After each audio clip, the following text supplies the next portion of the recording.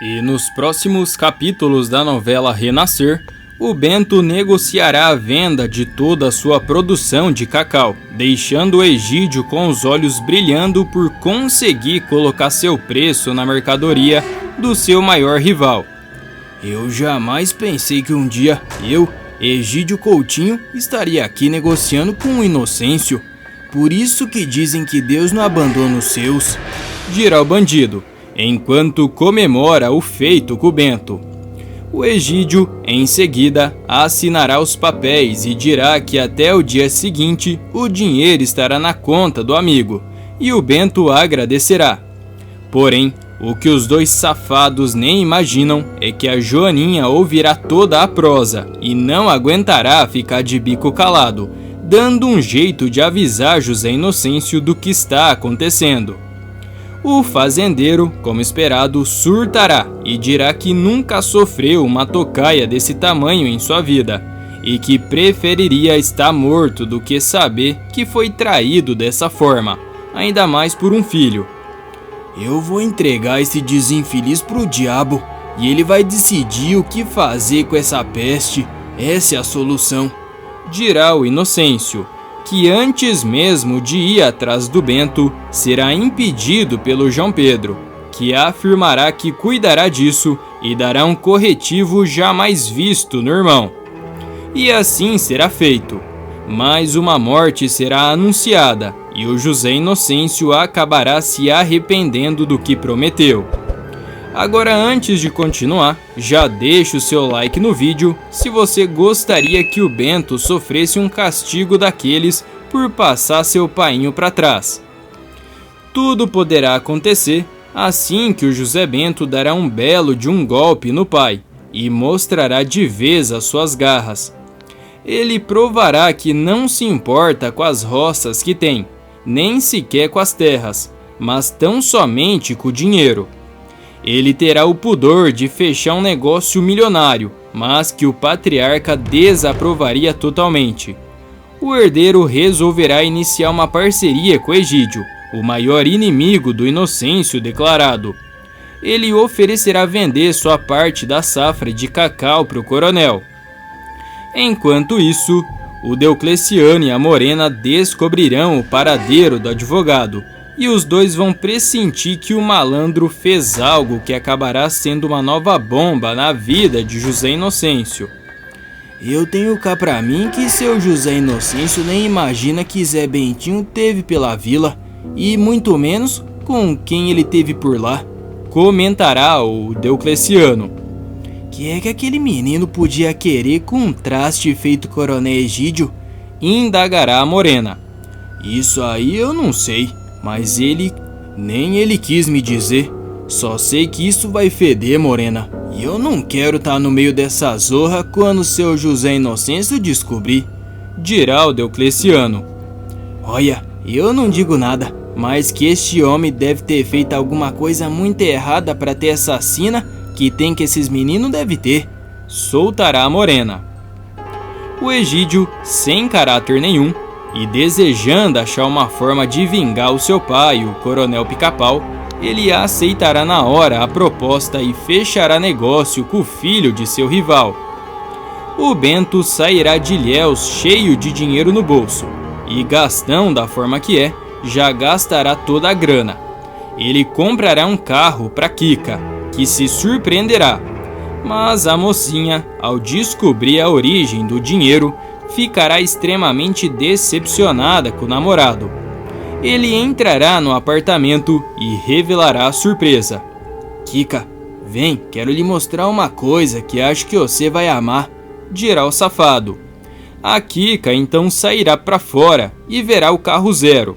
A mocinha ficará muito feliz e perguntará ao namorado como isso foi possível e da onde o bonitão arrumou dinheiro. Eu tenho que te falar, mas você tem que me prometer uma coisa, meu amor. Você não vai poder contar pra ninguém, pelo menos por enquanto, mas logo o painho deve descobrir. Fazer o quê? Falará ele. José Bento, o que você me aprontou dessa vez? Eu juro, eu não aguento mais as suas tramóias. Eu imaginei que isso tava bom demais pra ser verdade, viu? Dirá a advogada. O José Bento reclamará com a Kika e dirá que ela não fica feliz com nada. E outra, que não importam os meios, o que importa é o fim. E nesse caso, é dinheiro na mão. Eu fechei negócio com o Egídio, aquele fazendeiro vizinho de meu pai. Responderá o homem. Egídio? Você tá me falando do filho do homem que quase mandou seu pai pra cova? É isso mesmo? O maior inimigo do seu pai, José Bento.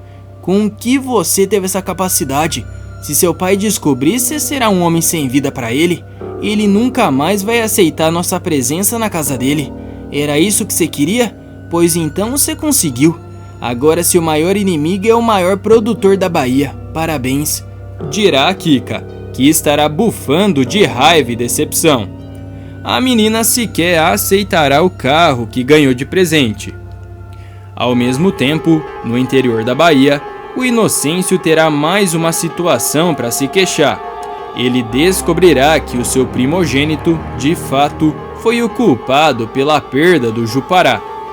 O José Augusto decidirá ser honesto com o Inocêncio. Ele não quer mais seguir a carreira na medicina. O herdeiro esperará o pai descobrir que ele está sendo processado por dar cabo em um paciente sem querer para falar a verdade. Mas depois que começar, soltará tudo que vem guardando há anos. Ele até confessará que sente que leva sua vida em função do pai. O pior é que os dois sequer estarão sozinhos quando tudo vier à tona. O João Pedro e o pastor Lívio ouvirão toda a conversa sem saber onde enfiar a cara. Afinal, o latifundiário estará dando um verdadeiro chilique por ter descoberto tal processo. Foi você, não foi, José Augusto? Foi você o culpado da perda de meu melhor funcionário e ainda por cima, meu amigo, o Jupará. Você é um safado, homem, um desgramado, não merece nem o chão que pisa, nem a comida que come. Falará o dono das terras. Depois da gritaria, o Augusto tentará se defender. Eu nunca realizei nenhum dos meus sonhos, painho, porque sempre vivi em função dos sonhos dos outros. E ainda por cima, sem o senhor e sem manhã por perto. A manhã se foi, e eu sei o que você fez. Você nos abandonou e nos jogou numa escola. Soltará ele. O Inocêncio pouco se importará. E vamos ficar por isso mesmo? Você vai largar o teu diploma, como fez com as terras que tua manhã lhe deixou, e tudo em tua vida? Pra quê? Pra viver de favor na minha casa até quando? Esbravejará ele. O irmão do José Bento não se ofenderá com as palavras. Simplesmente admitirá que nunca teve vocação para medicina. A fala, no entanto, só deixará o produtor de cacau ainda mais furioso. E levou 35 anos para chegar a essa conclusão? O rapaz tentará se explicar. A medicina pela qual eu me apaixonei só existe na minha cabeça, painho. Na prática, ela vive em função do interesse das indústrias farmacêuticas, tratando saúde como moeda, um negócio. Com medo dos rumos da prosa, o pastor Lívio decidirá intervir. Teu filho encarava a medicina como um sacerdócio, seu José Inocêncio. Acontece que sacerdócio não enche barriga, reagirá o patriarca. O médico, então, explicará o que está por trás do tal processo. Ele dirá que foi chamado às pressas para a sala de cirurgia e que a paciente tinha passado por um procedimento estético, mas que as coisas saíram do controle. Ele ainda confessará que deu um branco e não soube o que fazer. Ao mesmo tempo, na cidade grande, a Kika estará revoltada. Seu irmão tá lá, Bento, se matando nas suas roças, e você tá aqui, já gastando tudo por conta, sem medir as consequências de nada, dirá a mocinha. Ô Kika, só porque eu comprei um mísero carro, não se preocupa não, Kika, o cacau vai cobrir tudo, responderá ele. Ela dirá que não acredita nisso, e que esse discurso do Bento, até esses dias, ele era a favor da reforma agrária, e que hoje já diz que o cacau vai garantir tudo. E ela reforçará que o José Bento não presta. Isso tudo acaba aqui, José Bento. Eu quero me separar de você. Chega, eu já aguentei tempo demais, dirá a advogada, que fará o garoto cair para trás. A menina então sairá do apartamento e irá para o primeiro hotel que encontrar, e será quando ela fará uma coisa que destruirá a vida do Bento. Ela pegará seu telefone e ligará para o Inocêncio. Alô, José Inocêncio? Tudo bem? É a Kika, a ex-mulher de seu filho, dirá a mulher. O Inocêncio, ao ouvir isso, ficará perplexo com a revelação do término e perguntará a razão. Seu filho é a razão, e eu tô te ligando justamente por isso, Inocêncio. Você não imagina o filho que tem. O senhor deve saber que ele já vendeu os cacau, mas não deve saber pra quem. Mas eu lhe digo, foi pra Egídio, aquele homem que você tanto odeia. Revelará a garota, que em seguida desligará a ligação. Será quando o Inocêncio estará em seu escritório e terá um surto. Seu coração começará a disparar e ele ficará revoltado com o filho, de tal modo que ele sairá correndo e irá para o meio do mato, até topar com a árvore do Jequitibá. Ele se ajoelhará sobre o seu facão e dirá: Já chega, eu não aguento mais tanto desgosto nessa vida, não aguento. Eu não quero mais ficar nesse fim de mundo, dando a vida para que os meus fios atirem. Já não basta o que o João Pedro fez, que é tirar a vida de minha mulher. Agora Bento tira a minha moral perante esse povo todo. Nesse momento, o homem segurará o facão e fará forças para o tirar da terra. Nesse meio tempo, o pastor Lívio e o Padre Santo visitarão a fazenda vizinha. E a dona patroa levará uma patada bem dada do pastor Lívio. Ele não vai concordar que lavar louça é trabalho somente da mulher. Ele irá para a cozinha cuidar da limpeza dos pratos após um almoço, afirmando que, se comeu, precisa ajudar a deixar tudo em ordem. A evangélica então o provocará. Você não me desce muito não, pastorzinho. Acho que você não é o que diz ser não. O pastor Lívio a olhará de cima a baixo e dirá: Eu não tô lhe entendendo. Por que a senhora acha uma coisa dessa de mim? Responderá o Lívio, ainda suave. Era questão de tempo para lhe tacar fora da igreja. Você não deve de ser homem de verdade. Insistirá a dona de casa. O pastor Lívio dirá que o que ela está dizendo tem um impacto devastador e que esse discurso da sobrevivência das mulheres tem na vida de milhares de cristãs por esse mundo afora. A Sandra, que estará presente, se inflamará e cutucará a mãe, falando que pelo mundo adentro também causa estragos numa vida inteira. Pronto, agora o pastor vai me dizer que nas escrituras sagradas está tudo errado. Reagirá a matriarca da família. O Lívio será direto para que ela entenda que não é o que está na Bíblia que está errado. A culpa não é da Bíblia, mas dos homens que falam em nome de Deus sem discernimento para criarem a narrativa que mulheres são seres inferiores e que devem ser submissas aos seus maridos. Falará o pastor, diante de dona patroa, que estará tensa e brava.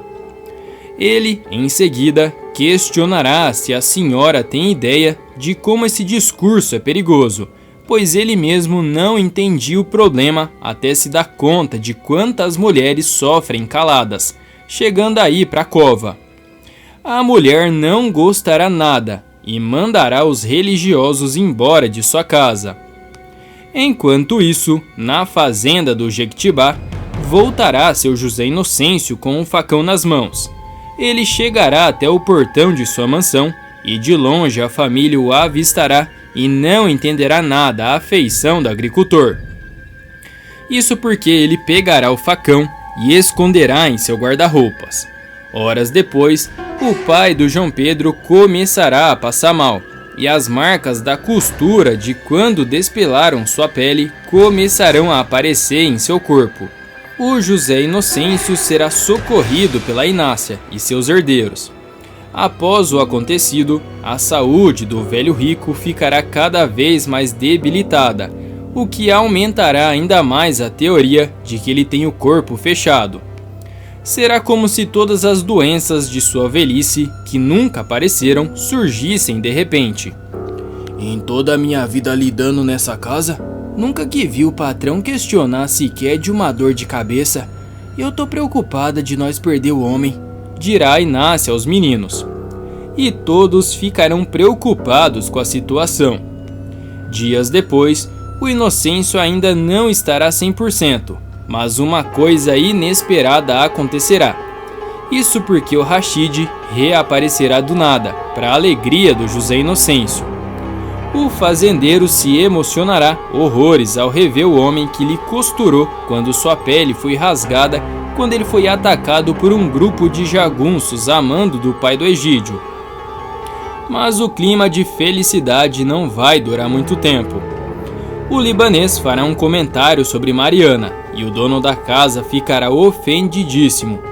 O turco, no entanto, não fará nada com a intenção de insultar seu anfitrião, ainda mais depois de os dois terem tido uma tarde tão interessante. Ele verá Mariana e fará uma pergunta que, até então, pensará ser inocente. É sua filha, seu José Inocêncio? Soltará ele. O fazendeiro ficará a ponto de desmaiar de raiva. Ele retrucará a pergunta com muita grosseria e rispidez, acabando com um momento de alegria de até então. O Norberto, que terá levado o mascate até a fazenda, não saberá onde enfiar a própria cara. Ele carregará o libanês até ali por saber que o Inocêncio sempre quis revê-lo, mas não imaginaria que tamanho climão seria instaurado. Isso tudo começará quando o mascate aparecer na venda do Norberto pedindo por um local para descansar. O lojista lhe oferecerá um espaço e os dois começarão a conversar sobre o que traz o forasteiro ali. Ele, então, relembrará de uma história antiga que aconteceu naquela região. O mascate dará detalhes do dia em que encontrou um jovem despelado e pendurado numa árvore, com o coito de suas costas sendo carcomido por insetos e vermos. O ex de Jacutinga reconhecerá a história como sendo a de Inocêncio, e então o levará até a fazenda para promover o reencontro.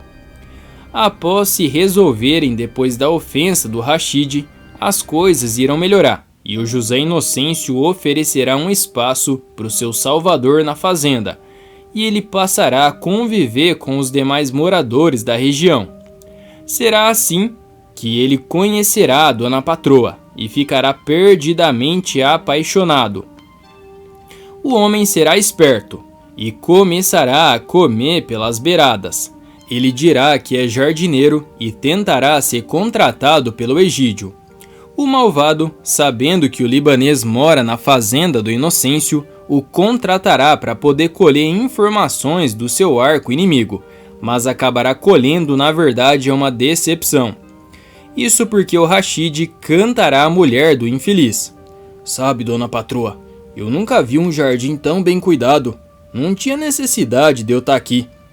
Mas eu faço questão, só de ver seus olhos claros todos os dias, eu já volto feliz para minha casa, confessará o forasteiro.